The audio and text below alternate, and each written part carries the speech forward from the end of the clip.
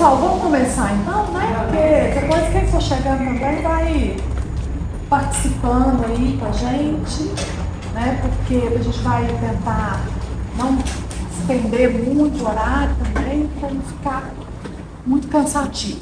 Bom, meu nome é Edivane Pereira, sou psicóloga, e vou contar para vocês um pouquinho por que nós chegamos até aqui, né?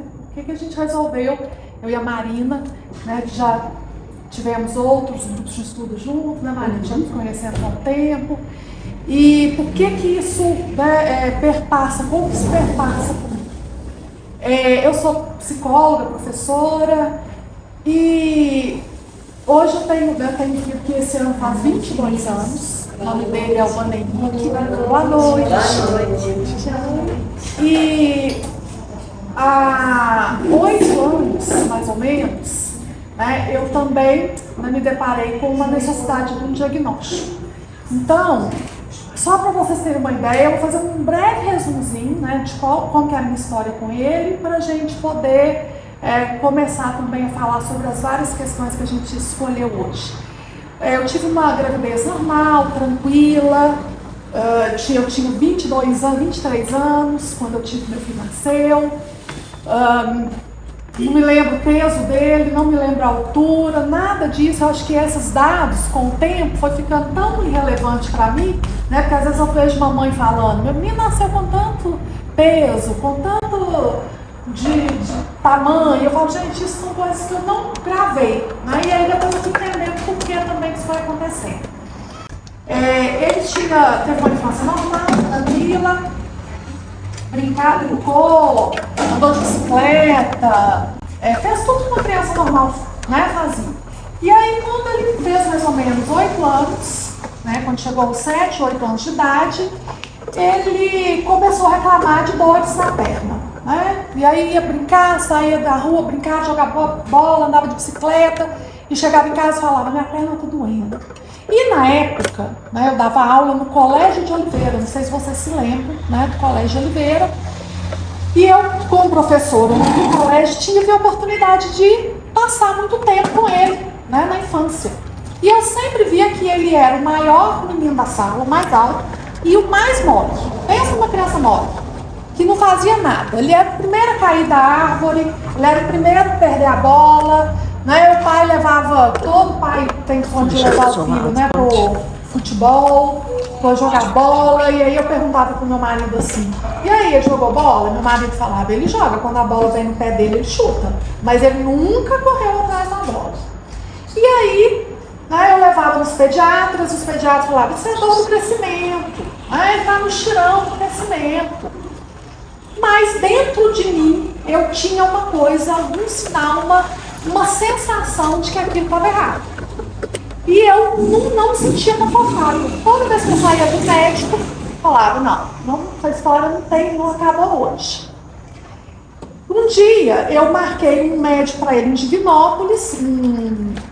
Eram 2 irmãos. Um era clínico geral, especialista, e o outro especialista de intensivo, e o outro ele era, eu não me lembro na época se ele era clínico geral também, mas eu acho que ele era clínico. E aí eu marquei com os 2 irmãos, e quando eu entrei no consultório, um dos médicos falou comigo assim, ele tem 8 anos, tem alguma coisa errada com essa criança, né? Porque ele era muito alto, e ele tinha o formato das coxinhas, assim, da musculatura da coxa, como se fosse um jogador de futebol.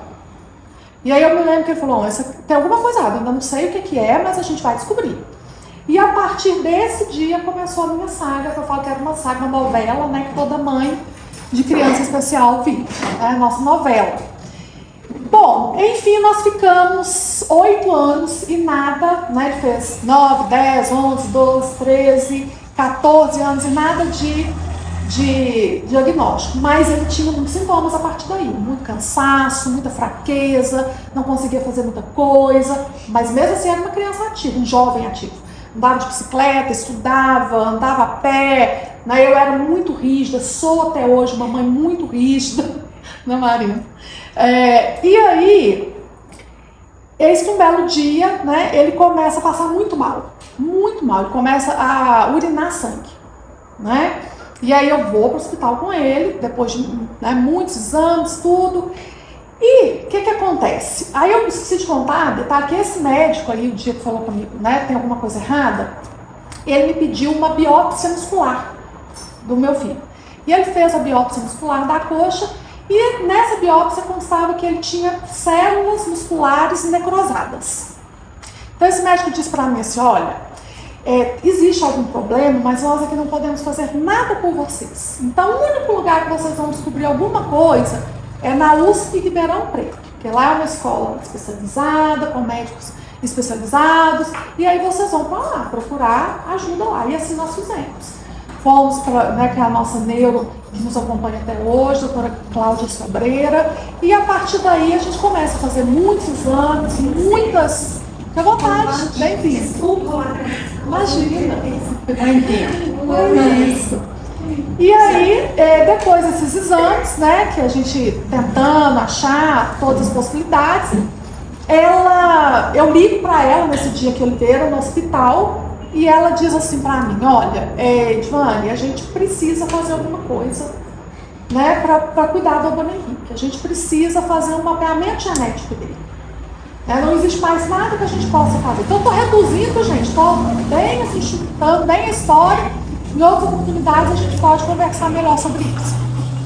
E aí, nessa época, há mais de 7 anos atrás, esse exame custava mais ou menos em torno de 20 a 30 mil reais.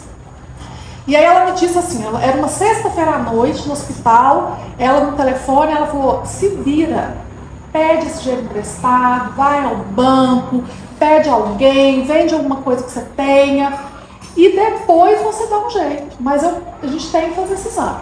E assim eu fiz, eu vendi meu carro, na época, pra gente, falei com meu marido, nós vamos pagar esse exame, porque uma coisa que a gente sempre comenta, assim, que eu sempre falo com as famílias, no consultório, que a gente precisa também pensar que a gente não pode sair, sem eira nem beira, fazendo empréstimo, nem vendendo tudo não, porque a vida continua depois do exame, A vida continua, as contas continuam, as terapias continuam.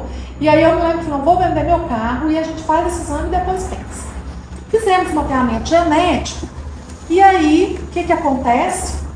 Nesse mapeamento genético consta que o Albano Henrique era portador de uma doença genética que chama-se miopia degenerativa muscular. Só. Por que só? Porque só existem 4 casos no mundo.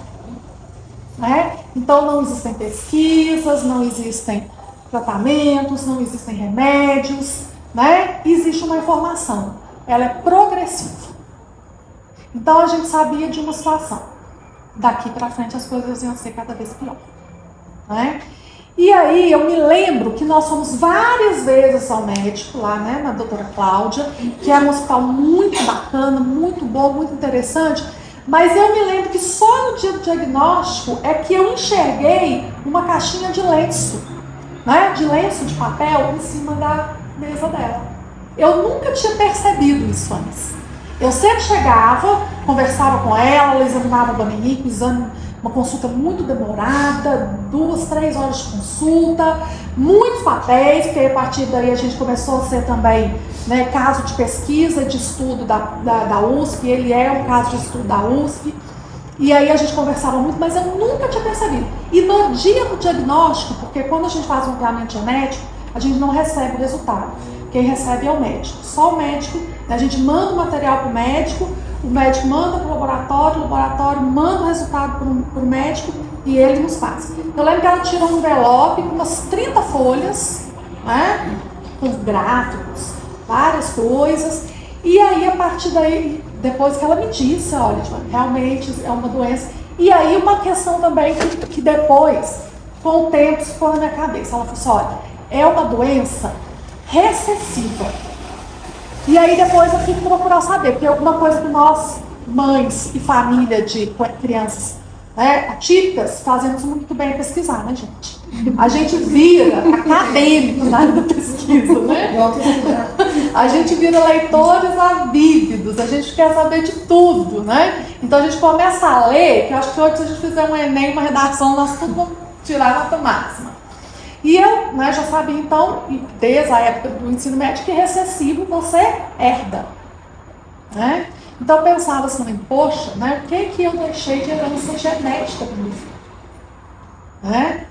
Eu tenho 3 enteados completamente saudáveis, né, homens já hoje, muito bonitos, inteligentes e muito bem de saúde. E aí eu pensava, eu me encontrei com meu marido, né, para ter um filho e passar uma carga genética muito ruim, sabe? Então hoje eu vou lembrando desses episódios lá atrás e vou buscando na memória esses eventos, esses episódios. E fico pensando assim, né, como que a gente chega para ouvir uma notícia que vai mudar a vida da gente, né? Sem nada, sem aparato, sem um psicólogo, sem alguém, né, para falar, olha, a partir de hoje as coisas vão mudar. Então nós vamos nos preparar, antes mesmo do diagnóstico. Antes mesmo de dizer, olha, né, você está preparada, tem alguém que possa te ajudar, você tem uma família, alguém que você queira, né, que a gente entre em contato. Então, o apoio no momento do diagnóstico, ele falha muito nesse momento, né? A gente entra ali naquela, né, eu falo que é num limbo, que a partir depois desse momento a gente sai um mundo é outro, né? A gente sai com outro olhar, uma outra visão, uma outra perspectiva, muitas vezes, né, para pior, porque naquele momento a gente não consegue entender muito bem as coisas. E aí eu fico pensando como que a mãe é desamparada nesse momento diagnóstico, né? É um dia que a gente luta muito para que chegue de uma certa forma, porque quando a gente não tem um nome, eu sempre falo, né? Eu fiquei muito tempo buscando o inominável. E até hoje, porque, né, meu filho não tem uma doença, ele tem isso, né? Eu sei que ele tem uma perspectiva de vida, né? Por quê? Porque a partir daí a gente vai entendendo que não ataca só os músculos e que o coração é um músculo, então ele também virou uma pessoa cardíaca, né? Hoje as chances que ele tem de morrer do coração é muito maior do que da própria degeneração, né? O tempo que ele vai ter de habilidade, de mobilidade, a gente não tem nem ideia, sabe?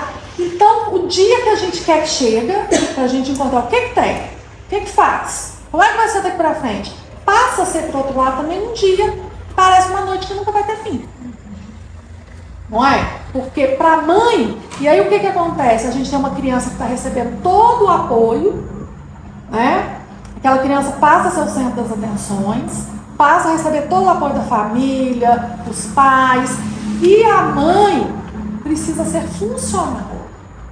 A mãe precisa gerir a casa, a mãe precisa lavar a roupa, a mãe precisa fazer a merenda que vai receber a visita para saber o que aconteceu, a mãe precisa saber, né, o que tem para comprar, para fazer, a feira da casa. A mãe precisa ser funcional no momento que ela não sabe nem o que sente. Né? Porque naquele momento também, e hoje que eu consigo ver isso, gente, naquele momento lá eu não via nada disso, né? Não via nada disso. Naquele momento, as mães começam a ver um luto, porque morre ali uma criança que foi idealizada, né? Morre ali uma gestação, uma criança que você sonhou uma vida toda, né? Porque todos os filhos, todas as maternidades são idealizadas. A gente escolhe as roupinhas que a gente compra, a gente hoje faz o chá revelação, a gente faz, pensa, vai estudar em tal escola, ou comprar tal brinquedo, vai fazer isso, vai fazer aquilo, vai jogar bola com o pai, vai dançar balé, se for menina. Então, todo um idealizador ali, né, da vida inteira passa a existir. Porque o que vem a seguir é o que então eu preciso fazer. E só depois vem o que essa criança vai dar conta de fazer, né? E aí tudo passa a ser também um ganho muito grande, né? Então a aula de balé, o jogador de futebol, né, se a criança estiver andando na idade certa, já é um grande ganho, né? Se ela estiver falando, comunicando, é um grande ganho. Então aquele ideal acabou, mas isso é um luto para mim. Né? Um luto para a família, na verdade. Pai e para a mãe. Mas eu acho que a mãe, ela fica nesse lugar do papel. Né? Então, né, a mãe não tem aquele momento.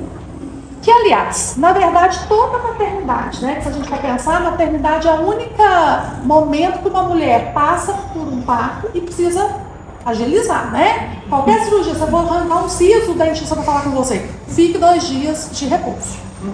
Não é, gente? O filho não, você dá a luz, seja cesárea, seja parto normal, já deu mamar? Agiliza aí. Já tomou banho, né? Hoje não fica mais bem. Agora tem gente resguardo, cadê o resguardo? Cadê o repouso?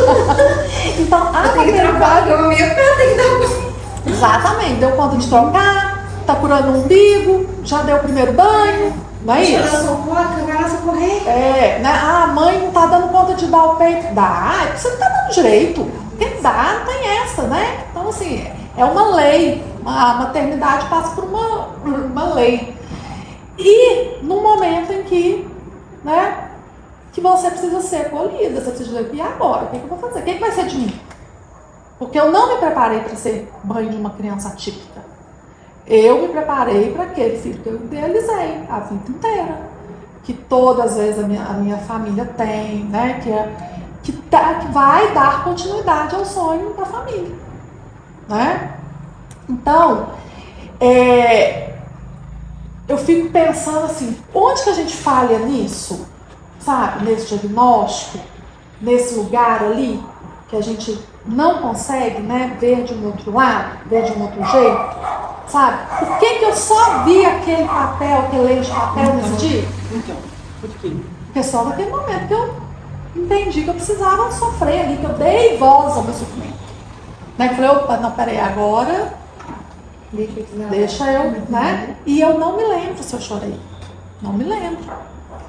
Eu me lembro de estar sentada diante da mesa dela, né? Dela ler lá as 30 folhas de papel comigo e meu marido, e não me lembro se eu chorei. Então, assim, né? O que acontece nesse momento? Posso fazer uma intervenção? Porque eu não sou mãe, né? Então eu estou escutando aqui como ouvinte mesmo, como quem ouve, e isso me tocou profundamente. Isso você vê o lenço muito tempo depois. Porque como a gente vai atrás de um nome, de um diagnóstico, parece que vive a experiência pura da coisa, como se não tivesse gente ali, como se o nosso, vou falar nosso, né? Como se a gente fosse experimentar isso, a gente experimenta como tipo assim, só um corpo que está indo atrás dos exames, dos papéis, é um corpo que não sente, que não chora, que não pode, tem que ser forte, não pode sentir nada. E fica nesse buscar aí, isso sempre me incomodou muito, quando a gente chama isso de subjetividade, né, que é o nosso ser. Quando o nosso ser está fora da cena, isso me incomoda muito. Né? Quando a gente está no automático, quando a gente só está fazendo, quando a gente não está se perguntando o que eu estou sentindo, isso está me afetando em quê? Então me comoveu muito, eu vi todo o seu trajeto sem sujeito, como se você não tivesse sujeito ali, como se a sua subjetividade não tivesse conceito. Né? E que naquela hora ela cai. E é muito falar quando só cai nessa hora, porque aí cai muito, é muita coisa que cai nessa hora. Né? E aí isso mostra o tanto que é importante a gente se encontrar aqui, porque se lá, né, onde está fazendo os diagnósticos, não está cuidando disso, né, porque pelo tanto de boa intenção, né, em achar um nome, ficar focado só no problema, no sintoma, e esquecer os sujeitos que estão ali, acho que a gente pode ser essa função, sabe? Tipo assim, quando a pessoa pergunta onde a gente está falhando, aí eu acho que é onde a gente chega, e aí é onde apazigua a angústia que me causa. Então eu fiquei angustiado quando você falava, né? Mas, olhar para vocês aqui agora, isso apazigua a angústia e faz essa angústia virar movimento. Faz tipo assim, vou fazer alguma coisa com isso? Né? De vez de ficar só paralisada na angústia e falando assim, colocar ela para movimentar. Então a gente está aqui hoje, para mim, traz essa marca dessa importância. Então, exatamente. Adiantei talvez um pouco aí não. na coisa, mas é porque o sujeito aqui não aguentou de vontade de falar, né? De aparecer, né? De falar, de falar, tipo assim, dá pra fazer uma coisa com essa angústia, não é possível, meu Deus do céu, porque senão, o que vai ser de nós? Porque eu sou uma pessoa muito da aposta, sabe? De tentar apostar sempre que vamos tentar alguma coisa, né? E esse primeiro pra mim é uma aposta. Os seus primeiros minutos de fala já me fez falar assim, tá valendo a pena estar aqui. Então, e assim, eu me lembro que na época eu estava terminando a faculdade de psicologia. Já tinha terminado a faculdade de psicologia, já estava perdendo. E aí, então, por causa, inclusive, da faculdade que a gente está sempre em terapia, isso foi muito importante para mim. Né? Então, eu tinha esse lugar da terapia ali, onde eu tinha um certo apoio. Mas eu fui pensando assim, né? Como que acontece? Por que a gente chega nesse lugar dessa negligência social? Né? Porque é quase uma negligência arquitetada ali, né? Porque, então, Edvane, você está dizendo que nesse momento aí a gente tem que parar de dar atenção para essa criança? Não, essa criança precisa de atenção, mas não só essa criança. Essa criança, essa mãe, esse pai, esse avô, essa avó, né? Essa família, porque a partir daí cria-se uma rede, né? Que é a tão famosa rede de apoio que a gente fala. Então vamos ver a nossa rede de apoio? Agora essa rede de apoio também sustenta, dá conta? O que ela tem para oferecer? Né? O que é possível? Porque eu fico pensando assim, na minha casa, eu sou filha única, né? Eu tenho um único filho. Então a gente estava muito centrado ali para resolver esse problema. Né? Mas a gente tem famílias que já têm filhos, já têm crianças. E essas crianças ficam com uma mãe lutada, né? Com uma mãe que está ali machucada, dolorida. E olha, a minha experiência foi uma experiência razoavelmente tranquila. Né? Não teve nenhuma... não teve nenhuma situação, por exemplo, de não poder proporcionar esse atendimento ao meu filho, de não poder oferecer para ele o tratamento. O tratamento não existe, mas nesse momento, se houvesse, eu faria qualquer coisa, inclusive, né, financeiramente eu estava disposta a tudo. Mas aí, isso que é a questão, o que você faz quando não tem nada a ser feito? Né? O que você faz? Quando naquele momento não tem nada a ser feito. E aí, gente, eu lembro que no dia que a gente recebeu, disso eu lembro exatamente. Eu lembro que quando eu saí do consultório, e meu marido, ele é assim. O marido, ele é um pai, sabe aquele pai que deita no berço junto com o menino, joga bola junto com o menino, rasga a roupa junto com o menino, ele é desse tipo. Mas quando a gente descobriu, ele ficou paralisado. Né? Ele fala assim comigo, o que precisa ser feito? O que é para eu fazer? Sabe? Então, tem pais também que não conseguem se envolver emocionalmente na situação. Né? Eles viram quase que fosse um pau mandado ali.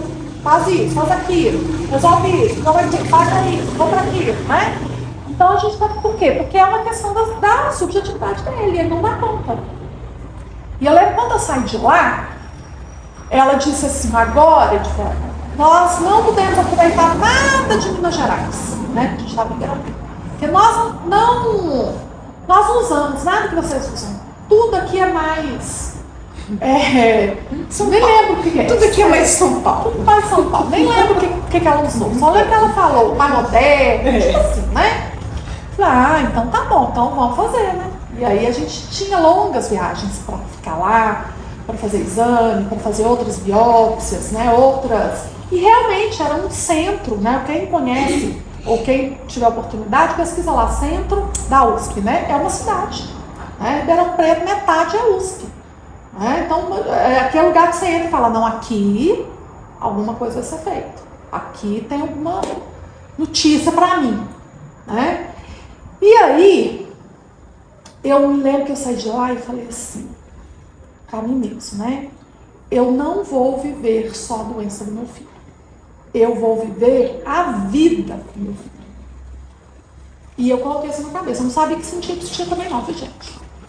Não sabia o que significava lá na época também não. Como é que isso ia se dar, não.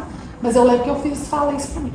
Então, a partir de hoje, eu não vou viver só essa doença. Já que a gente tem essa doença presente na nossa vida, presente na vida dele, uma situação que nós não sabemos como é que vai ser. Então, eu não estou disposta a ter só isso, sabe? E aí, eu fui tentando me adaptar, principalmente para que ele tivesse uma mãe emocionalmente estável, né? Porque eu pensava, então, ele vai carregar, ele vai viver esse adoecimento. Muito mais antes. Então, o que ele vai encontrar nessa mãe quando eu procurar essa mãe? Como que eu vou me apresentar para ele? E aí, quando eu falo que eu sou uma mãe muito dura, sou mesmo. Eu fui uma mãe muito severa na adolescência dele, na juventude, porque ele fazia tudo. Eu saía, ele saiu, ele passeou, ele se divertiu, com muitas restrições, dele, do corpo. Mas da cabeça, não. Porque eu falava com ele assim, olha, se você não puder contar com suas pernas, você vai ter contato com sua cabeça, viu? Então você fica esperto. Porque enquanto seu marido está lá bebendo, fazendo farra, você não fique bom naquilo que você quer fazer, não. Sabe? Então eu fui uma mãe que cobrou muito, da escola. Tanto é que ele formou aos 17 anos e esse ano, aos 22, está formando em arquitetura. E já trabalha mesmo. Levanta às 6 horas da manhã. Inclusive, ele contribuiu muito com essa estação. Ele vinha aqui todos os dias com a gente.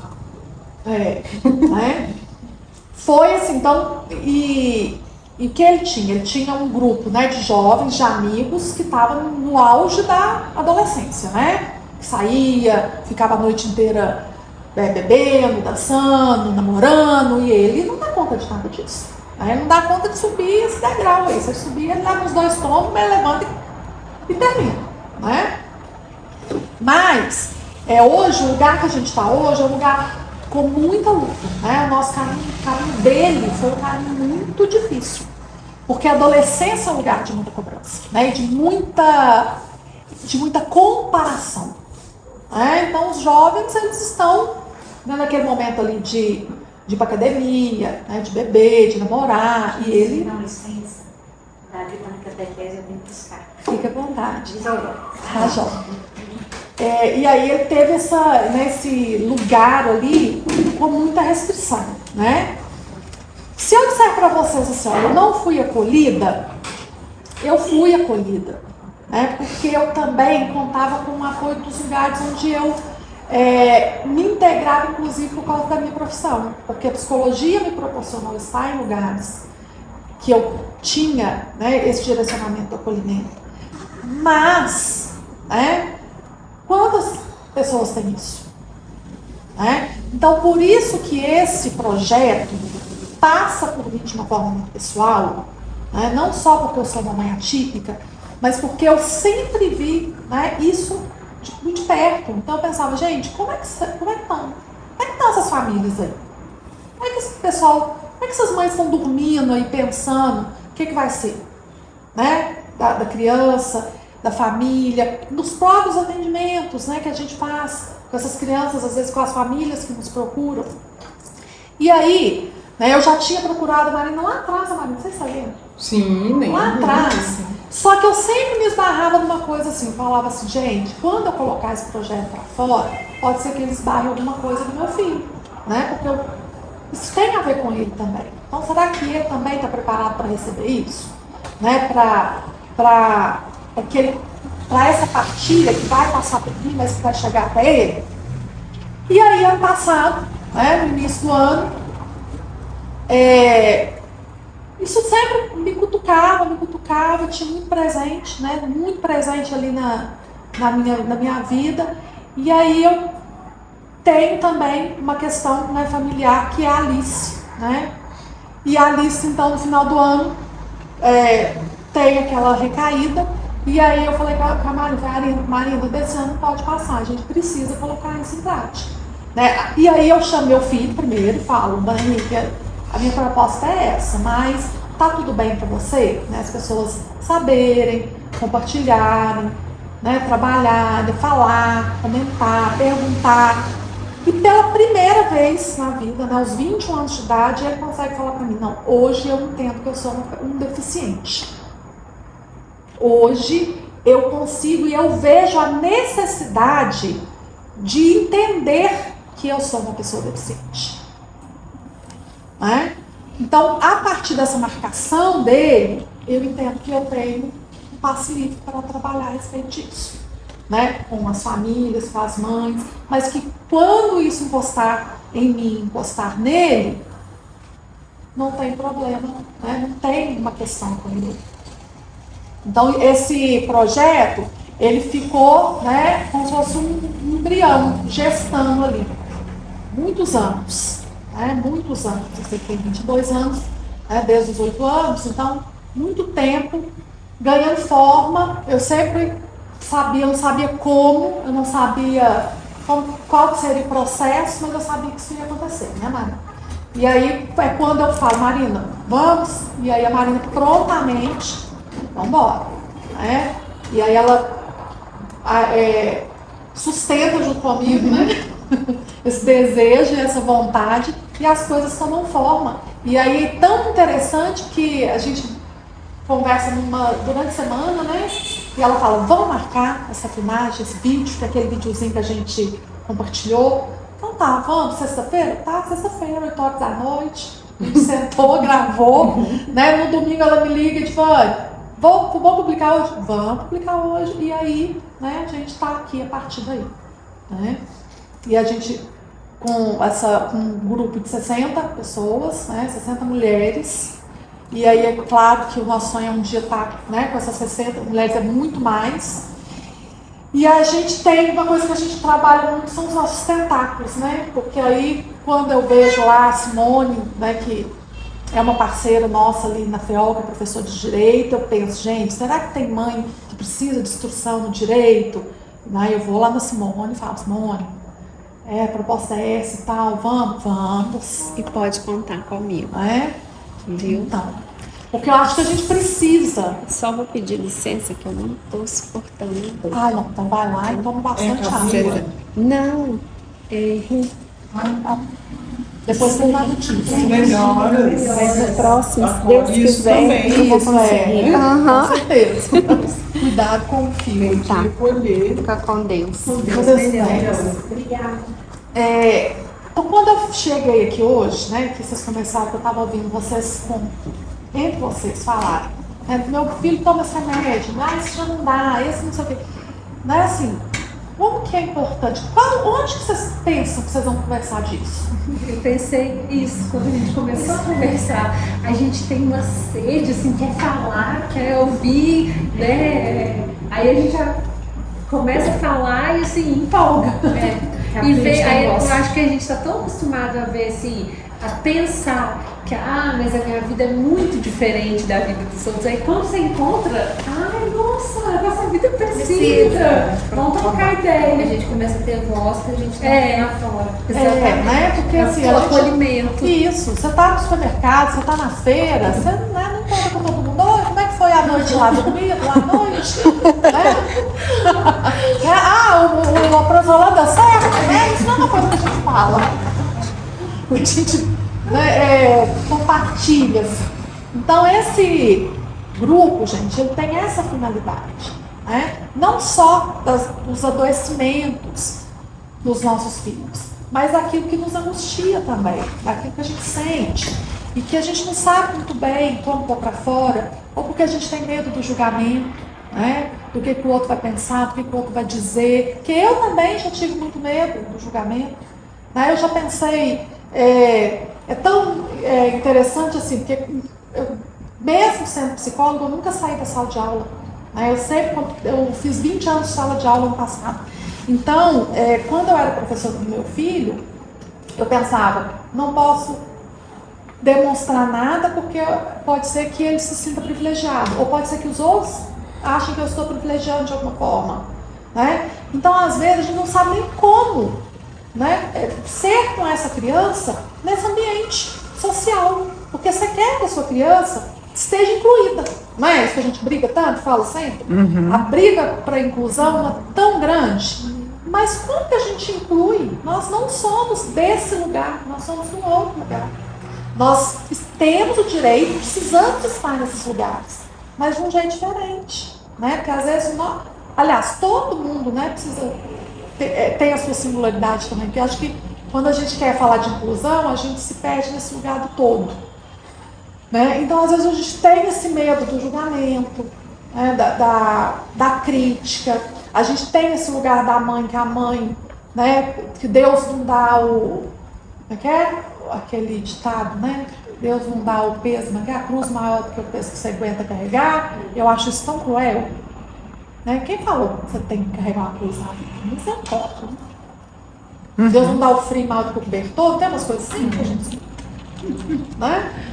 Então, às vezes a gente não tem esse lugar de fala. Né? Dessa fala aberta, que o outro vai entender, né? Às vezes alguém fala, nossa, não dormi hoje, a mãe vai falar, entendo, não sei como é que é. Nossa, eu trabalhei o dia inteiro, ainda vou dormir no hospital. Né? Outra mãe fala, eu já passei por isso. Então, são peculiaridades que são desse grupo, né? Desse lugar dessas mães, que nós somos. Mães que, né, que precisam, às vezes, ser mais fortes mesmo. Por que precisam ser mais fortes? Não é porque está ali, né, com uma cruz ou com uma missão, não. Ela está vivendo ali com o seu filho e a gente precisa garantir isso, que a gente encontre essa vida junto com os nossos filhos, seja como for, né? Seja autista, seja deficiente físico, seja T21, né? Independente de qual seja essa realidade. Né? A gente busca tanta especificidade para o filho, né? Na escola a gente escuta muito isso. Ah, você não é igual aos outros, né? Meu filho não é igual aos outros. Não é mesmo, nosso filho não é mesmo igual ao outro. Então, dentro daquilo que ele é, dessas características peculiares que ele tem, como que a gente vai, né, viver isso de uma forma mais leve e melhor, né? E aí eu penso assim, que quem acolhe, quem aprende a acolher, também ensina o outro a acolher. Né? Também ensina. O que é essa rede de apoio que às vezes a gente não sabe como funciona? Né? Porque às vezes o que a gente precisa é de uma roupa lavada em casa, é de alguém para passear com os cachorros. 5 minutos para dormir. 5 minutos para dormir. Né? É que alguém vá na padaria, né? Sei lá, tanta coisa que tem numa casa, né? Que eu fico pensando assim, hoje, o que o outro pode fazer? O que a gente pode fazer pelo outro também? Porque nós, hoje, o meu tem 22 anos, que não... Ele precisa de mim, mas ele não me aciona tanto, né? Porque hoje já tem até uma namorada, né? Que faz assim as coisas. Já passei bastante, né? Hoje a namorada já acompanha as consultas, né? Já tem que saber que tá por dentro de tudo ali, porque, né? A hora que o negócio apertar, ela também vai estar ali, né? No julgado. Então hoje somos 4, não mais 3. Então, o que é, né? Esse apoio, essa rede com essas pessoas também? E outra coisa que eu sempre penso na rede de apoio, como construir essa rede de apoio, porque ela não nasce sozinha. Não esperem, né, que a rede de apoio vai nascer sozinha. Não. Às vezes cada uma que vai ter que começar a tecer essa rede. Né? Se não é com um parente, é com uma amiga, com quem faz isso. Né? Ela não nasce só. Porque assim, eu já venho escutando isso da rede de apoio, já tem um tempo, de todas as mães, até as não atípicas, e outras reclamando que essa rede de apoio não existe, mas também não são pessoas que fazem movimento de acionar ninguém. Né? Eles são muito controladores com os filhos. Como é que você abre? Eu já tentei várias vezes. Né, Eusane? Né? Então eu acho que aí a gente tem que conhecer melhor o sujeito. Né? Porque a Eusane é uma que perdeu, né, Eusane? Seus apoios, quase tudo. Então, essa rede, eu acho que as mães precisam se abrir um pouco mais também. Né? A gente poder tentar fazer uma troca. Porque a gente tem a necessidade dessa troca, você vê? Mas às vezes não confia muito. E até isso já é uma rede de apoio. Fazer só uma coisa, um detalhe técnico que a gente não falou no começo. A gente está gravando porque a gente quer... Um dos objetivos do Entre Lugar é causar impacto a partir da comunicação. Então a gente investe bastante em comunicação, assim, bastante é os recursos que a gente tem, tá, gente? Poderia ser muito mais, mas dentro do que a gente tem já é o bastante. Por causa desse impacto através das lives que a gente faz, dos vídeos que a gente posta, dos textos que vão para o blog. Então, existe essa aposta na comunicação com impacto social. Por isso que a gente grava tudo que a gente faz. Né? E depois passa por uma edição, vai para o YouTube, vai principalmente para o YouTube. A partir de agora vai começar a ir cortes para o Instagram. A gente também vai ter um podcast para só ouvir, né? Para não ter que ver a imagem. Então, às vezes vai ser só áudio, às vezes vai ser vídeo. E aí, sintam-se à vontade para poder falar, não fiquem inibidas. Porque sempre que a gente faz essa gravação, quem falar qualquer coisa, que falar assim, não, depois você corta, a gente corta, porque eu não mando nada sem edição, não. Então, sou eu que faço ainda, que eu gosto também, né? Então, eu assisto tudo, faço os cortes que precisam quando as pessoas pedem. No meu curso que eu dou, por exemplo, a gente conta muito caso clínico. Então, minha colega, que às vezes dá um exemplo, ela fala assim, esse caso você corta. Aí eu vou lá, corto. Então, eu tenho esse compromisso com vocês. Então, vocês podem falar à vontade. É só no final me falar que quer que corta, que eu vou ter essa atenção de cortar. Combinado? Aí eu vou pra lá, né? Na hora que eu tiver que falar, eu venho pra cá, porque pra eu aparecer, né? Porque senão o vídeo fica ruim, né? Só aparecendo uma voz do além, ainda mais na estação. Né? Se for uma voz feminina, ok. Quando é uma voz masculina, a gente sempre acha que é o Dr. From. Apareceu por aqui, né? E aí... Acho de Torinha. Pode ficar tranquilo. A lembrança que aqui, mas aqui é bem habitado, viu, gente? Todo mundo que entende, eu não entendo dessas coisas, né? Eu só entendo a alegria que eu tenho quando eu tô aqui. Mas quem entende dessas coisas de energia e tal, fala que aqui é bem tranquilo, tá, gente? Que aqui sempre foi lugar de passagem, né? Então, mesmo quando era estação, mesmo quando foi velório, nunca foi um lugar onde essas pessoas ficavam, né? Elas passavam por aqui, então elas não têm motivo nenhum para ficar aqui, então fica tranquilo, gente. A única pessoa que teve motivo para ficar aqui foi o Dr. From, né? E aí a gente brinca muito com a figura dele, mas eu acho que ele tem gostado bastante da gente estar vivificando esse lugar. Ele era um cara festeiro, então ele era um cara que gostava de alegria, né? Então por isso que a nossa pegada sempre também vai ser a gente estar cuidando de coisa triste, mas com alegria aqui também. Uma hora a gente vai fazer uma festa para nós, eu adoro fazer uma festa, gente. Né? A gente pode fazer para mães atípicas de quinta, né? De quinta, né? De quinta, porque estão dizendo por aí que a gente é de primeira, mas ainda trata a gente como a gente fosse de quinta. Né? Eu ajudei no projeto lá, eu morava Vou em BH. sair aqui só para te falar, tá? Meu nome é Leré. E eu entrei no projeto numa revista chamada Canguru. E a revista é muito bacana, trata de vários assuntos. Na próxima reunião eu quero trazer essa revista para vocês verem. Eu só dava uma contribuição na revista. E aí, durante o período que eu estava dando apoio lá, nós tivemos uma festa chamada Mãe de Folga. Mãe de Folga. Aí chegavam as mães todas um sábado de manhã. Aí a gente fazia um pacote com manicure, cabeleireiro, maquiador, massagem, né? E é mãe de folga. E aí durante esse dia, o dia é seu. Então a gente pode montar isso depois. Nossa, Já tem até o nome, é mãe de folga. Amei. Aí faz unha, faz cabelo, coisa que a gente não tem tempo mais de fazer, né? Eu sou uma mãe atípica, eu estou tendo algumas dificuldades, eu queria só falar para entender. Meu filho não é deficiente, eu tenho um filho que com 12 anos sentiu a necessidade de que ele não estava no corpo certo. Então eu tenho uma filha trans E hoje, esse período que eu estou aqui morando em Oliveira, tem sido meio difícil para mim, entendeu? Por isso que eu vim. Porque eu acho que faz falta a gente ouvir outras mães, mesmo que não seja no mesmo tema.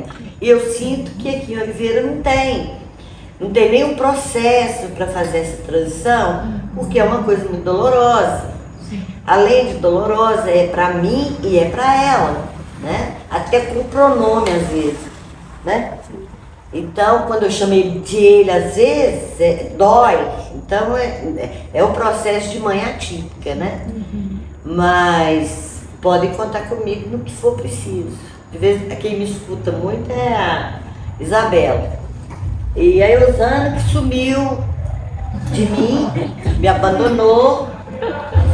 Mas... Vai. Vamos arrumar esse grupo de apoio. Fazer pelo menos uma vez por mês mãe de folga, né?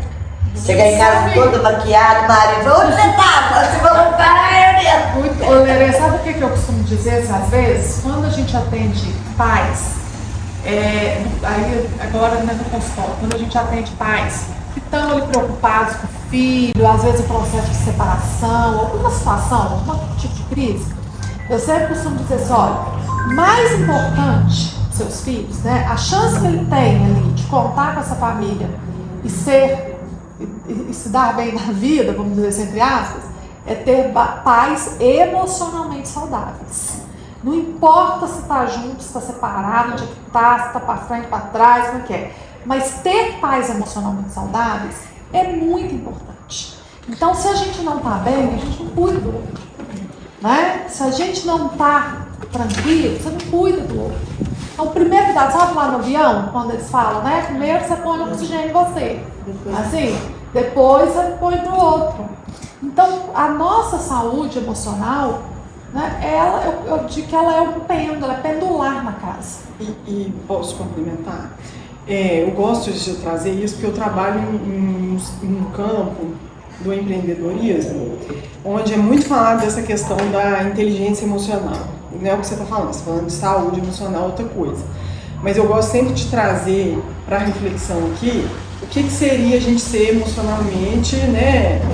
Ter uma saúde emocional ou ter uma inteligência emocional. Porque as pessoas confundem que ser emocionalmente, né, saudável é não sentir as coisas. Eu vejo isso no consultório, as pessoas não podem sofrer mais, elas não podem sentir nada, nem uma frustração, né? Não pode sentir luto, tipo assim, com uma semana que perdeu alguém já tem que estar bem, um mês depois chorou, tá com depressão.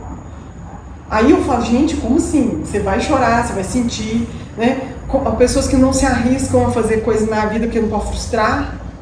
Gente, a gente vai frustrar, né? A gente vai dar muita coisa errada. Eu falo muitas vezes com as pessoas, vai dar mais errado que certo, muitas vezes, vai dar errado. Você vai tentar uma coisa e não vai funcionar, isso não é no empreendedorismo. Mas como mãe também, você vai tentar uma coisa e não vai funcionar, vai tentar de uma forma, funcionou um tempo, uma estratégia com aquele menino, depois para de funcionar, tem que inventar outra. Que é assim, é uma construção todo dia. Você constrói uma solução, ela desmorona e constrói outra solução de novo. Então, eu sempre gosto de lembrar que a gente emocionalmente saudável é quando a gente sabe que vai sentir as coisas. A gente acolhe esse afeto, que tem hora que a gente vai trancar no banheiro e vai chorar, e que tem hora que a gente vai chorar na frente da pessoa, vai chorar na frente do menino. Né? Só que a gente volta. A diferença é que você volta, né? Você acolhe o seu afeto, busca uma direção para cuidar dele, que seja um grupo de apoio, que seja uma terapia, que seja a mãe, que seja uma amiga, né? Então é essa coisa, sabe? A gente tem um músico que José Miguel Vinícius, eu não sei falar o sobrenome dele. Ele fala: a vida não tem equilíbrio, tem equilibristas. A psicanálise tem apropriado muito dessa frase, né? Principalmente um psicanalista que eu adoro muito, que é o Marcos André Vieira. Ele que foi ali que eu descobri essa frase. Eu falei, faz todo sentido. A gente não vai estar equilibrada, não. Nós somos equilibristas. Então a gente a hora vai para cá, a hora vai para cá. Então é importante saber que ter inteligência emocional, ter uma saúde emocional é isso, né? Na hora que a gente descompensa, na hora que eu um caos, fala assim, estou vivendo puro caos. Essa linha é muito tênue. Exato, por isso que a gente tem que saber disso. Porque quando você acha que você está arrasando também como mãe, você está se ferrando. Não tem ninguém, não. Você está se ferrando, porque, sabe, você acaba dando, você fica focada no negócio e esquece também que você tem uma vida, né? Então você tem que começar eu acho que também dividir as coisas, sabe? Porque é muito pesado. É isso que é. Equilibrar com um te ajudando um pouquinho, que não vai deixar você cair, hora que você precisa é falar, muito opa, melhor. segura aqui, né? Segura Me aqui. ajuda aqui, que eu tô meio, tá custoso. É muito difícil. A linha é muito tênue. Por isso é que a gente vai ser sempre um equilibrista, né? Não vai ter essa plenitude assim, nossa, como eu sou. Minha filha, eu tô descansando toda hora, eu caio. E levanta. Quebra uma asa, levanta, quebra outra asa. Eu penso assim, a maternidade, ela tem esse viés do socialmente construída, né? Do que a mãe sabe que faz pro filho. Quem falou, né? O que é isso? Né? O pai faz isso, sua mãe sabe. Né? Vai lá, sua mãe decidir, tá decidido. Não é assim? O que sua mãe resolveu. Não é? Por que mãe tem que saber? Quando eles, marido é pior. Porque às vezes. Foi você quem fez, eles querem assim. A culpa é sempre da gente. Às vezes a gente nem quer Você saber que daquilo fez daquele assim. momento. Não é? Tem gente que fala que você quer cuidar do menino, não. Então você quer pai do seco, da cuidade. Meu Deus, não tem ninguém para passar aqui e levar essa criança para o parque, para algum lugar, não. Tem hora que a gente quer isso. Mas assim, muito poucas mães se aventuram a dizer isso. Não quero sua presença no momento, quero ficar sozinha. Preciso de um tempo sozinha. Preciso sair, preciso cortar o cabelo, preciso lavar o cabelo. E a sociedade rotula a gente como a gente tem que dar conta de tudo. Que eu acho que é o a maior gente peso não pra pode se vocês, cuidar mães. da gente. A gente tem que ficar 24 horas cuidando do filho, independente se é atípico ou não, e a gente morre. Nasce uma mãe e morre uma mulher. Exato. Nossa. Então, acho que Né? Como é que vai ser isso? Será que dá para viver sem existir? Não dá, não tem vida sem você e não como que eu existir. vou cuidar do meu filho, independente se ele é atípico ou neurotípico, se eu não cuido de Se você não cuida de você, exatamente. Né? Então, assim, é por isso que eu falo assim, que é uma negligência social, sabe, com a mãe. Né? É uma crueldade até, às vezes eu estou repensando, na verdade, não tem nada de brilhante, na verdade é crueldade. E aí, é lógico que a nossa vida passa pelo olhar do outro, né? Mas a gente está condicionado a viver dessa forma, né? Você tem que dar conta de educar, né? O menino tem que saber se comportar no lugar, o menino não pode dar uma pirraça. Os infinitos julgamentos, né? Meu Deus, como a gente está falando aqui agora, que essa questão de não dormir. Mas é porque ele cansa. Faz Cansa isso, ele. faz aquilo, né? Porque tem que colocar dormir tal hora. E assim, isso é o mínimo, né? Hoje falaram comigo, você foi dormir mais cedo. Aí um dia eu fiquei, segurei ela até 11 horas da noite. Aí que não dormiu mesmo. Aí ficou a noite inteira, chato, chorando, dando crise, se mordendo, me mordendo. Aí não dormiu nem ele, nem eu. Fiquei pensando. Aí eu me adaptei. Você dorme 6 horas da tarde, eu deito junto. Você dorme. Na escola fala assim, mas ele tá agitador. Você deu uma medicação? Você deu? Então, boa medicação. Ou senão não faço isso. Você tá precisando levar no médico pra trocar o remedinho dele. Ou um de médico. Você tá levando ele em tal terapia? Isso é muito bom. Filho de fulano fez isso, e deu certo. O filho do fulano é o filho do fulano, o meu é o meu. Eu já me perguntaram na sala de espera do consultório assim, o que ela come? Olha pra você ver, gente. O que ela come? Depende do que ela quiser, né? Que ela Tem dia quiser. que ela come, tem dia que não quer nada, né? Tem dia que eu tenho que obrigar, tem dia que eu tenho que xingar. Exatamente. Não é? Porque a gente tem ali uma criança, né? Tem uma criança. Nem nós, que somos adultos, comemos tudo. Por que a criança Exato. come gato? Essa semana eu lembrei de uma situação da escola, né? Que essa semana eu estava analisando um caso, e aí eu pensei lá comigo, sozinha, né? Que eu falo que não é para todo mundo que a gente fala essas coisas. E aí eu tava olhando, a criança foi para a escola, foi para outra, fulano deu conta, eu falei, gente, uma criança dando um olé nesse monte de gente, tanto de adultos, deixa eu ver contar quantos adultos essa criança já passou, né? Profissional sabe, escola, não sei o que, pai, uma criança tá dando um olé. sabe? Porque às vezes a gente falta esse olhar também. Deixa eu ver aqui o que tem. Às vezes a criança está dando uma pirraça e ela precisa dessa pirraça nesse momento. Né? Às vezes ela não sabe lidar com o emocional, a gente não sabe, mas o adulto ele cala, ele engole o choro, né? Engole o choro, chora escondido, fala um palavrão, dá um soco na parede. A criança não faz isso, né? O autista não faz isso, né? O T21 não faz isso, né? Então a gente vai. Aí eu fico pensando assim, como que o mundo a gente vai viver muitos paradoxos, né? Mesmo assim, na área da inclusão, mesmo na área da educação, e ao mesmo tempo, o recurso que a família tem, o recurso que a mãe tem, no final das contas dê conta dessa criança conviver em sociedade, essa criança estar nos lugares, né? Essa criança aprender a se comportar, né? Então a gente vai formando, né? A mesma coisa que a gente vai formalizando os nossos sentimentos, a gente vai formalizando o outro sujeito também. É quase que, como a Marina falou ali, né? Desassujeitando, tirando da jogada esse sujeito. Né? E não só as neurotípicas também fazem isso, né? Porque as neurotípicas também são rebeldes, fazem contravenções, brigam, xingam, né? Briga na escola. Né? Quem exige, né? Critica. Então, isso vindo de às vezes, um jovem, um filho neurotípico, a gente fala, isso é coisa da idade. Né? Mas ninguém fala, isso é coisa do autismo, isso é coisa da questão que ele vive. E eu acho que, principalmente na escola, falta interesse e empatia. Sabe? Tipo assim, E preparo. cada ali, não é problema As meu. escolas não Filho são é seu. preparadas para receber as crianças atípicas. Mas quem Nenhuma. tem interesse, quem tem empatia, porque quando a pessoa está pronta ali a ajudar a fazer o melhor para o próximo, para o indivíduo, Ela procura. acontece, flui, dá tudo Porque certo. eu particularmente penso assim, se os nossos filhos são indicados para estudar na escola normal, como se dizem, né? Sim. Se lutam tanto pela inclusão, então todos os profissionais tinham que ser especializados em educação inclusiva. Tem dia que você chega na escola. Eu já vivi relatos que a professora mandava o meu filho com a monitora para fora da sala, porque ele não fazia nada. Toma da inclusão. E aí a pergunta, né? O que a escola está fazendo por você? Porque eu tenho uma fala, né, muito peculiar em relação à educação, que eu às vezes até entendo as pessoas que discordam de mim, sabe? Mas eu ainda não vi possibilidade de mudança não. Então, enquanto eu achar que eu posso defender, eu vou defender.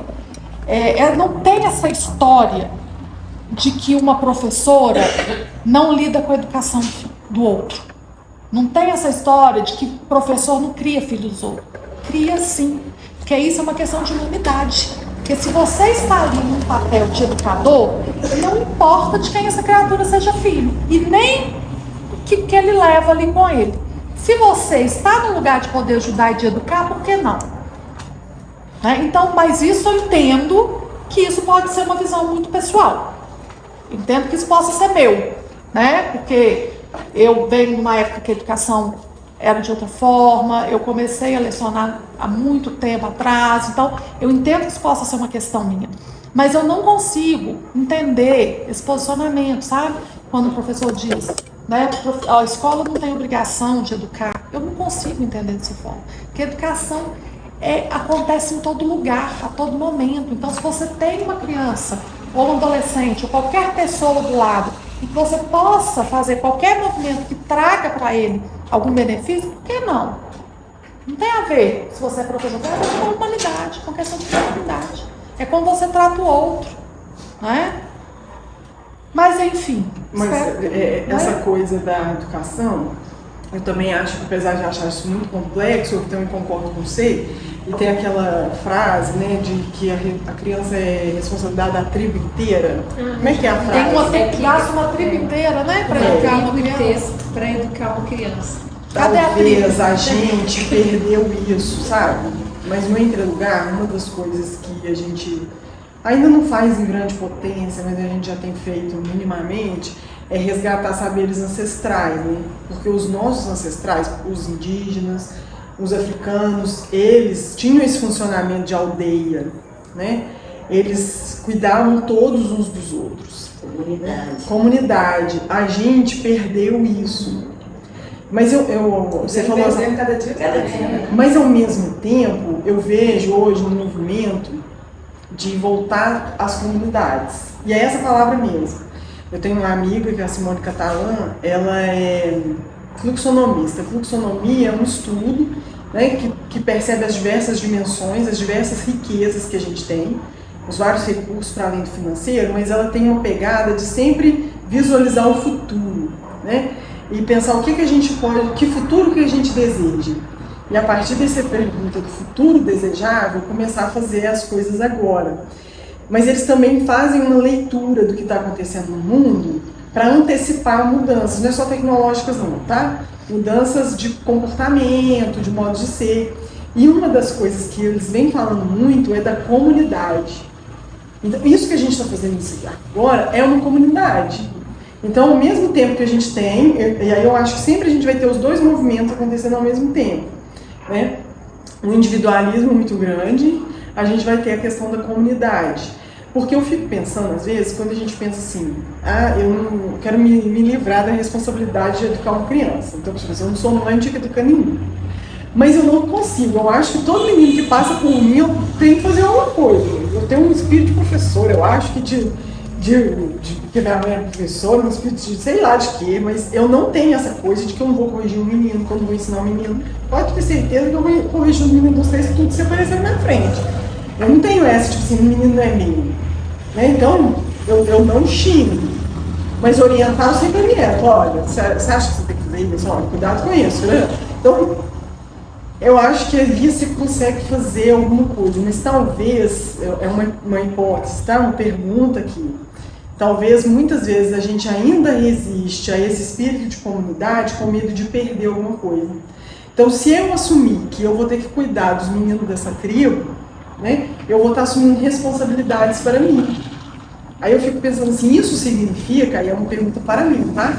Isso significa que eu, às vezes, vou ter que abrir mão de uma coisa que eu vou fazer para poder cuidar do menino de uma criança, da minha irmã, de uma prima, de alguém, né? E aí você pensa, mas será que é isso também? Será que significa que eu vou ter que abrir mão? Por exemplo, eu não tenho filho, mas os projetos são como se fosse filho meu. Foi onde eu resolvi minha questão da não realização da maternidade, foi no trabalho. Então, de uma certa forma, isso tem um lugar para mim que não, eu sei que não é a mesma coisa, tá, gente? Se um projeto a gente tem, se eu já estava pensando assim, é mais fácil a gente às vezes deixa o projeto morrer, filho. Não, filho a gente luta até o fim, não é? Então eu sei que não é a mesma coisa, tá? Mas é a solução precária que eu encontrei. Então, às vezes não vai dar para eu abrir mão de fazer alguma coisa mesmo, porque eu estou cuidando de um projeto que é muito caro para mim, né? Mas será que também, porque eu não vou abrir mão de um projeto, eu não vou nunca fazer nada para outra mãe? Eu nunca vou virar para ela no domingo e falar assim, deixa eu ficar com o seu menino no domingo o dia inteiro, porque hoje eu estou de folga. Né? Aí tem uma outra dificuldade, que pelas mães que eu vi aqui, a dificuldade das próprias mães terceirizarem isso. Então, é construir a rede de apoio. Difícil, mas é desconstruir também essa ideia de que você tem que dar conta de tudo. Exatamente. De que se você não fizer isso, Mas tem aquela você é uma mãe questão ruim. também que às vezes você quer terceirizar e você sabe que a pessoa pode te dar um não na cara, disfarçadamente. Sim, né? Mas eu acho que tem muita essa resistência. Tem. Né? Então, olha, eu posso deixar meu filho com uma outra pessoa, que eu não estou negligenciando, que eu não estou sendo mãe, uma pessoa. Ela cria até o sentimento de culpa, né? Deixa minha filha hoje, deixa meu filho. Eu nunca tive problema com essa questão. Eu sempre Conta. Ótimo. terceirizei mesmo tudo que eu pude, inclusive por determinação médica. Porque chegou uma época da minha vida com o Miguel que a gente se pegava tanto que ele falava assim, quanto menos você ficar com ele, melhor. A partir desse momento, eu fiquei muito mais leve em terceirizá-lo, em ver ele bem, do que ficar tanto com ele, dar sua briga, dar aquela confusão toda, eu desgastando, ficando angustiada, e ele pior ainda. Aí eu fui nesse caminho, sabe? Nessa jogada assim, não, eu vou terceirizar assim, porque tá indo melhor, tá sendo melhor pra ele e melhor pra mim. Mas nunca tive esse sentimento assim de não tá dando conta, sabe? Sempre fica uma garra junta de não dar mesmo pra ele. Porque essa rede, se a gente não tecer, não vai existir. A história é essa. Sua família também A minha família pode sim, ser excepcional, né? Eles ajudam fantástico. muito. Eu quero terceirizar o Renato pra mim. Eu fiquei doida com ele. Qual dia da semana você tem? Uai, uns 3, 4 dias. Nós vamos dançar e cantar demais. Você pode acreditar que vai ter Adorei demais. Falei com a Isabela, fiquei encantada com ele. Que bacana, Eu né, fui gente? numa festa sábado do Miguel e conheci o Miguel Renato. fez 18 anos, aí fizemos festa. Ah, mas Renata foi eu convidada, ela era... Nossa, ela rimos banana. Nós rimos muito. Nossa, mãe, lotou. Porque essa autonomia que a gente fica, né, tentando trabalhar com os nossos filhos, né? De que eles têm que. Eu não sei, mas eu tenho comigo, eu ficava pensando muito assim: o que vai ser do meu filho quando eu morrer? Né? O que vai ser? Então vai o pensamento da gente. Não é? Quem que vai ser? Quem que vai cuidar? Ficava pensando, será que eu escolho uma pessoa e nomeio essa pessoa responsável? Né? Trabalho muito, te quito muito bens e falo, olha, os meus bens eu passo para você, pra você cuidar dessa criatura. Eu ficava pensando, gente, juro por Deus. Sabe, eu ficava pensando assim, meu marido é mais velho do que eu, 27 anos. Né? Mal pergunte, é o Albano Andrade? Ele foi vizinho da minha mãe, ali no Pronto. Bazar. Onde anda o Bruno? Que eu... Meu enteado, Bruno é meu enteado É, mais enteado, velho. era Ele muito mora amigo em meu. Belo Horizonte. Ele tá morando em BH? Mora em BH. Ah, eu queria contar pra ele depois. Depois passa. E todos pequenos. Aí, ó, né? Então eu ficava pensando assim, falei, gente, se, né, claro que eu posso morrer primeiro. Eu até acho que eu vou morrer primeiro que ele, né? Porque ele nunca bebeu, nunca fumou, não come carne, tem uma vida super saudável, né? De bem com a vida e eu toda, né, morrendo de coisa pra fazer. Então eu falei assim, se meu marido morrer, eu morro, eu sou filha única, meus pais, né, não tem ninguém, não tem tio, não tem ninguém pra cuidar dessa criatura. Os irmãos, né, têm as vidas deles, cada um de sua vida. Quem vai ser? Eu pensei, o problema dele, ele que se vira, se reorganiza como ele achar que tem que ser, né? Então, e isso ficou muito claro para mim, né, de trabalhar isso em questão à educação. Porque aí o que acontece? Aí o nosso olhar vai para aquilo que a gente falta na gente, né? Então, quando eu amo a cidade, eu penso assim, poxa, essa loja não tem acessibilidade. Nós, esse banco aqui tem uma rampa horrível. A pessoa não consegue subir aqui de cadeira de roda. Né? O meu olhar vai logo nisso, gente. Em todas as questões, sabe? E eu fico pensando assim, que o mundo não é um mundo adequado para uma pessoa cadeirante, não é adequado para uma pessoa que não tem mobilidade, né? Na verdade, para o diferente. Para o diferente, exatamente, né? E aí eu ficava sofrendo muito com isso. Falava, gente, mas não poder morrer, ele vou ter que ficar aqui. A gente né? chega a pensar que a gente é proibido até de conhecer. Eu Porque não existe. Não, Você não tem olha esse aqui, direito. olha bem. Porque a Edivane pensa assim, o menino dela, né, é super, tem todas as autonomias, é inteligente, é formando em arquitetura. Agora imagina eu, que o meu filho é autista, né, grau, sei lá, que a gente pode falar de grau, de nível, de suporte, sei que é o que tanto fala, né? Não tem autonomia nenhuma, não sabe fazer xixi sozinho, não sabe fazer cocô sozinho, comida você tem que administrar, não sabe a hora que tá cheio, na hora que tá com fome, tem hora que quer muito, tem hora que não quer nada. Então assim, e se eu for primeiro que ele? Não, e tem jeito de você viver pensando nisso? Mesmo grau, sabe? Você não fala. O meu não fala nada, é zero, né? Não verbal, E o pior, rede de apoio, zero. Mas assim, alguma Quem sabe só com sua rede de apoio tá começando Exatamente, isso mesmo. É isso aí. E aí eu comecei a pensar nisso, porque você falou do adoecimento, eu fiquei assim uns 6 meses com uma dorzinha aqui na coluna, sabe? Falei, nossa gente, cadeira, né? O consultório tá ruim, tem que trocar, precisa trocar. E aí aquela dorzinha assim e tal. Aí falei, coluna, fui lá, comprei outra cadeira nova e tal. E de repente, não sei o que, fui fazer uns exames. Aí eu fui fazer uma ultrassom abdominal, o médico falou comigo assim, você não sente dor, não? Não, você já não tem vesícula, você só tem pedra aí dentro. Se eu tirar essa vesícula é hoje, sabe? E já fez meus exames, no outro dia eu internei e tirei 28 pedras da vesícula. Eu não senti medo, não, sabe o que eu senti? Vergonha. Senti vergonha da médica que trabalhava comigo, que me operou, porque eu falei, gente, isso é um caso assim, né, de negligência comigo mesmo. Então a gente, cadê? Peraí. Mas igual sabe? eu sempre tentei terceirizar justamente nisso, porque eu pensei um dia eu precisar fazer uma cirurgia ou adoecer, não tem ninguém. Portanto, o que aconteceu? Esses tempos atrás, ele estava com suspeita de dengue, meu menino. Levei no pronto atendimento que tinha sofrido uma queda na escola, não estava movimentando o braço, passou um anti-inflamatório, mas não teve fratura nem nada. Numa quarta-feira. Na quinta ele começou a dar febre. Eu falei, não, vou ter que voltar com ele no médico, porque se for dengue, ele não pode tomar um anti-inflamatório. Voltei, suspeita de dengue. Quando vai na sexta-noite, eu comecei a passar mal. Eu chorei a noite inteira com dor e falava assim, eu não posso adoecer porque eu sou proibida de adoecer. Se eu adoecer, quem vai cuidar do Taylor? E dito o quê? Fiquei 15 dias de cama, eu e ele com dengue. A única pessoa, tipo assim, teve uma amiga minha que era na minha casa, meu namorado me dava apoio, mas a única pessoa que ficou as 24 horas dentro de casa comigo foi minha filha de 13 anos. Que deixou de ir pra escola, ela falou comigo, mamãe, como que eu vou deixar você e o Taylor dentro de casa doente? Você não tá conseguindo nem levantar pra tomar banho, eu tô tendo que te ajudar. Ela que ficou cuidando da gente. Aí é onde que a gente fala, cadê a rede de apoio?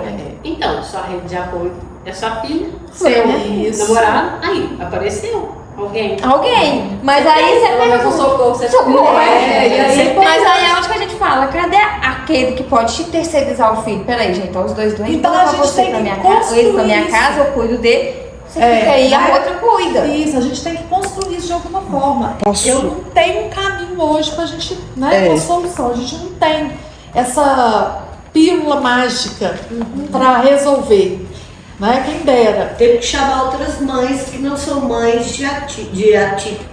A gente então Entendeu? a gente precisa construir esse caminho. O Isso caminho não aí existe vai ainda. construir com pessoas do bem, Isso. pessoas que gostam da causa, que pode ser voluntário, interesse. que tem Na interesse. verdade, Maria, quem vive. E quem Mas eu usando de comentou muito isso.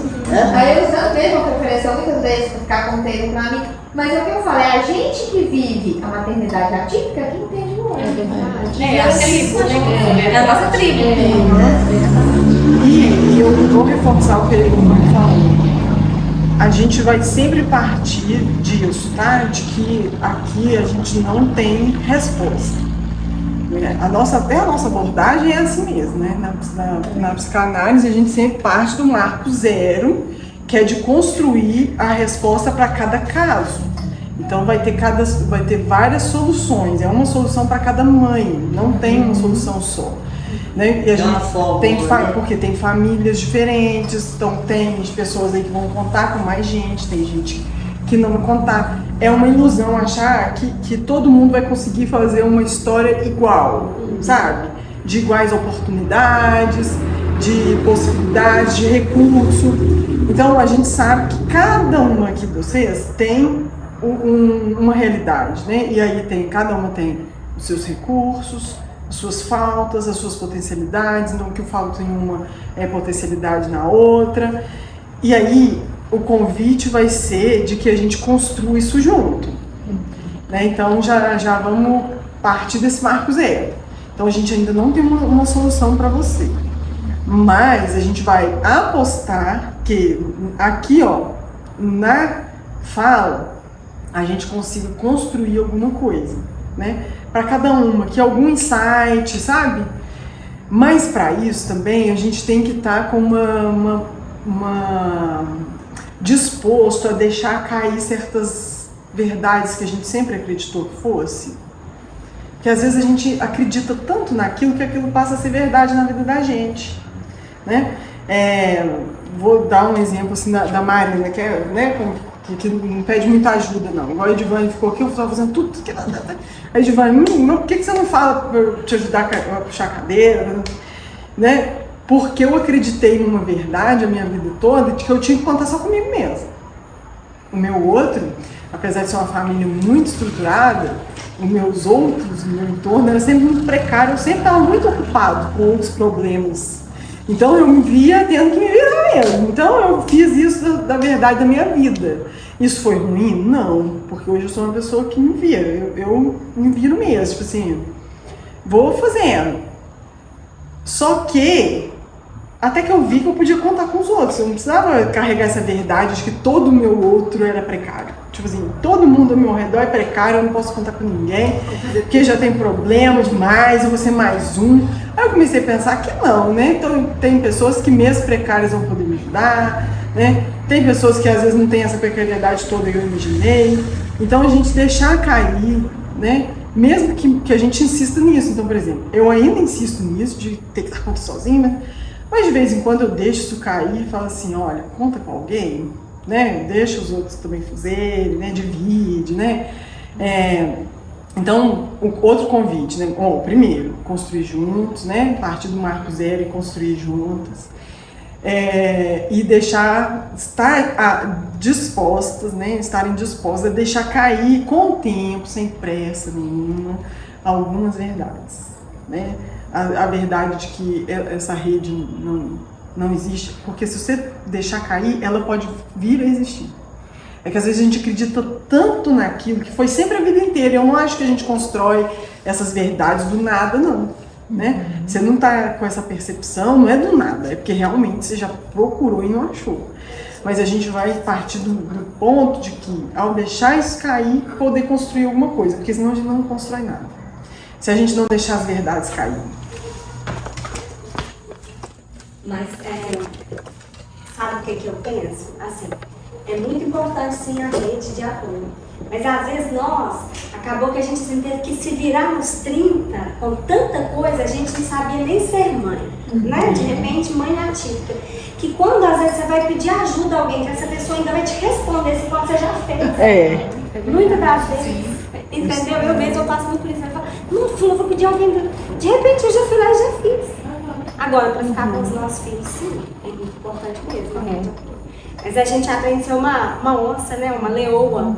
A gente às vezes dá conta de um monte de coisa num dia que às vezes se você não fosse mãe atípica, você não conseguia fazer, né? Como no espaço de tempo maior. A Isa vai fazer 20 anos e eu não levo ela pra casa. Quantas vezes a gente fez isso? O tal de querer deixar também lioa. Essa aí é lioa, viu? Nunca vi. Mas eu acho que são lugares muito difíceis, né, também da gente sair, porque aí quando você vai se preparando para aquilo e vai, né, fazendo com que aquilo funcione.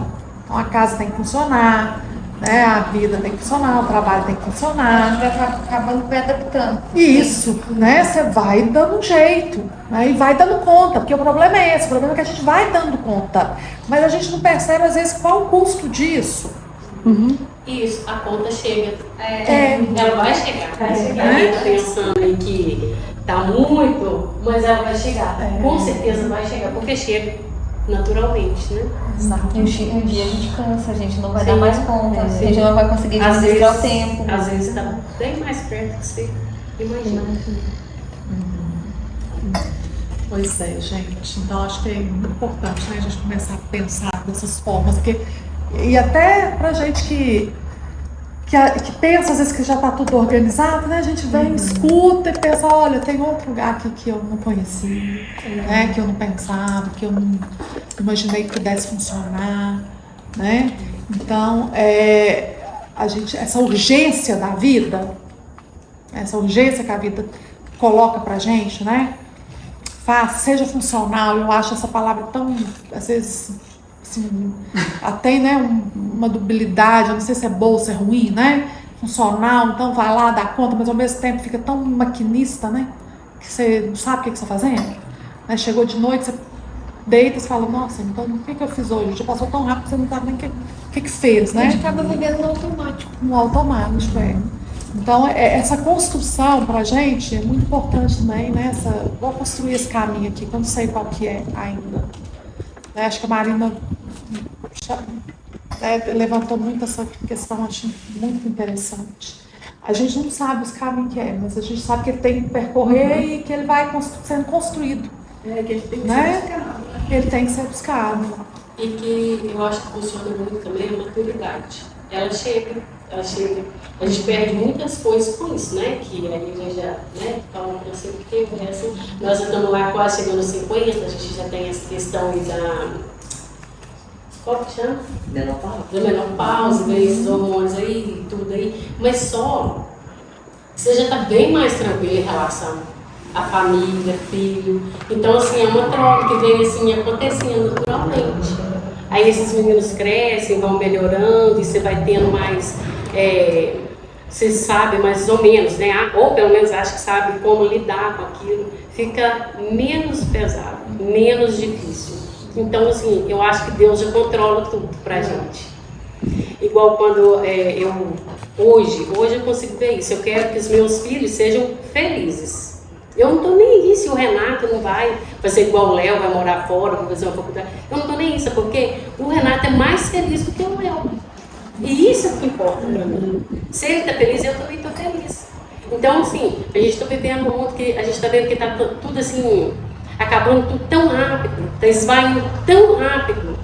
E nesse momento eu acho que se tiver feliz, gente, tá tudo bem. Tá tudo bem mesmo. Né? E eles, assim, eles refletem isso quando eles estão felizes. Né? Porque às vezes você tá no bolso, pensando em dinheiro, pensando em alguma coisa assim. Aí eu vejo o Renato e falo, gente, eu tenho tudo aqui que eu preciso. Eu tenho tudo que eu preciso aqui. Porque ele valoriza assim, as pequenas coisas. E era para todo mundo ser feliz assim, né? Porque dando as pequenas coisas. Então ele tá lá. Ele tá lá dançando, ó, o mundo pode tá pegando fogo. Entendeu? Ele tá feliz.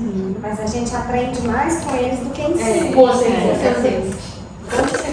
Eu falo que assim, eu podia estar na melhor faculdade do mundo, mas o que a Edivânia me acompanha. Eu falo que a Edivânia é o meu 190. Quando eu recebi o diagnóstico da Alice, a primeira pessoa que eu chamei foi ela.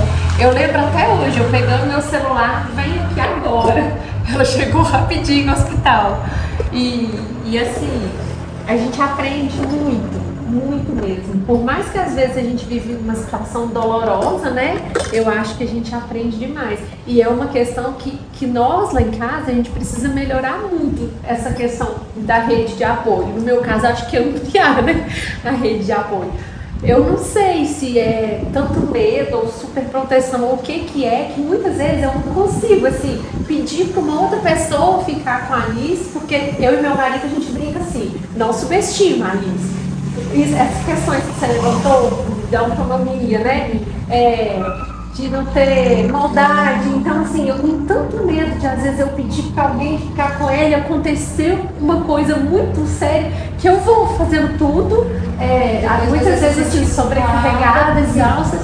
Então, às vezes, eu falo, não é que eu não confio, mas é porque eu acho que ninguém conhece igual eu conheço. Então, eu tenho esse medo. Mas eu isso preciso vai passar. Isso aí eu tô te falando de coração. Renato tem 17 anos. Isso nunca vai passar. Essa questão aí da maldade do ser humano, da falta de maldade deles. Isso aí não passa. Não, e assim, a Alice, ela tem 5 anos, mas ela tá na fase oral ainda, que eu já tirei barata da boca dela, mosquito. Edivânia sabe, ela me acompanha, meu porto seguro. E assim, essa questão de fralda, ela não descaldou. Ela tá agora uma fase assim, que ela faz cocô, eu tenho que ficar ali quase que vigilante, senão ela tira, ela passa na cabeça, passou pela fase. E aí eu fico pensando assim, eu tenho que ir na escola pedir para não deixar brincar com um brinquedo pequeno, para não deixar, dependendo do alimento, outra criança quer dar, não pode, que ela não mastiga. Então eu fico assim, meu Deus, se eu pedir para alguém ficar com ele, a pessoa às vezes vai ver, ela é grande, ela sabe coisas que assim, que eu sei que ela não pode, às vezes uma coisa boa, uma massinha, brincar com uma massinha, ela não pode, então ela vai pegar aquilo e comer na boca. Tem um medo da gente, não é que a gente não confia. Isso. Porém, igual a sua ainda pequena, é bom você ir deixando, porque igual a hora que chegar na idade da minha da presa, que aí já é adolescente, aí já é outras preocupações que você vai ter que ter. Então, você vai ter que soltar pro mundo, né, Maria? E eu tenho essa dificuldade. A minha já tá no polivalente.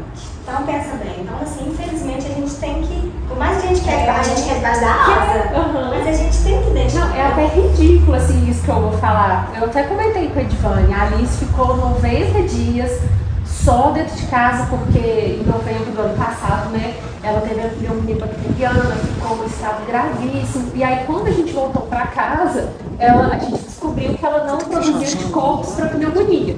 E aí nós ficamos, não podia ter contato com ninguém.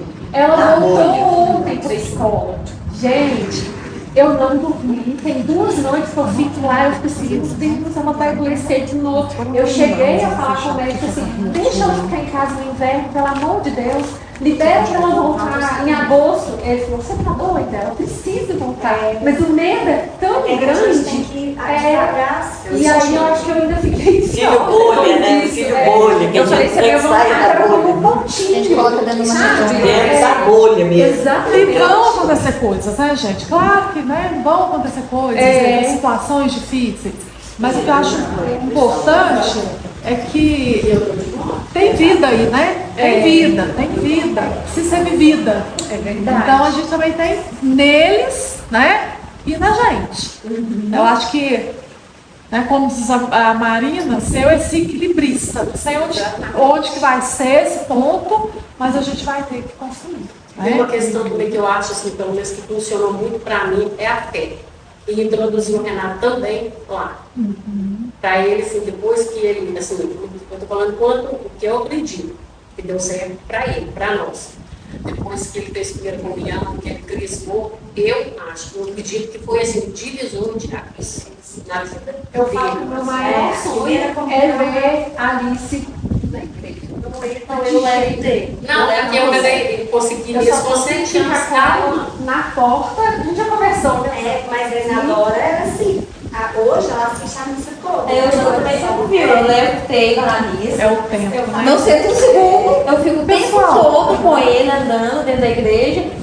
No início, era só andando. Eu cheguei até discutir com o padre por conta do Taylor, tá andando dentro da igreja. Hoje eu já consigo deixar ele sentado 10, 15 minutos. Não, lá na minha lista você pode deixar ele fazer o que quiser.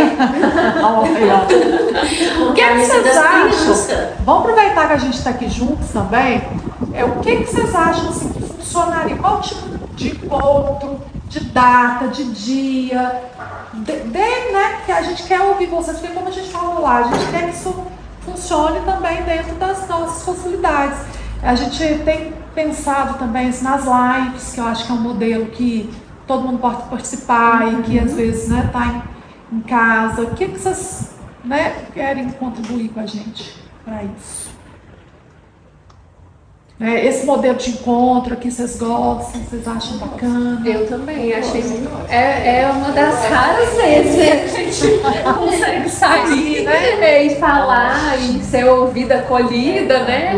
Eu gostei muito. Então a gente vai tentar fazer diversos formatos para atender o maior número possível, mudando os dias também da semana, porque às vezes tem gente que tem compromisso num dia determinado da semana, de horário. Fazer os nossos encontros, então, da mãe de folga. Ótimo, né? A gente arruma os parceiros. Isso aí a gente tem muitos pensamentos, sabe? Então tem coisa prática, eu sou muito da prática, sabe? Ótimo, Objetiva. Exatamente. Então a gente também quer ter esse terreno fértil aí para isso acontecer, né? Eu estou pensando aqui, tá difícil fechar, né? Porque tá tão bom. E tem assunto pra Mas eu queria agradecer muito a participação de vocês, a vinda de vocês. Pessoal, então eu queria desejar uma ótima noite para vocês, viu? Obrigada. Imagina, aqui é para isso mesmo, né? Muito boa noite e a gente vai continuar esse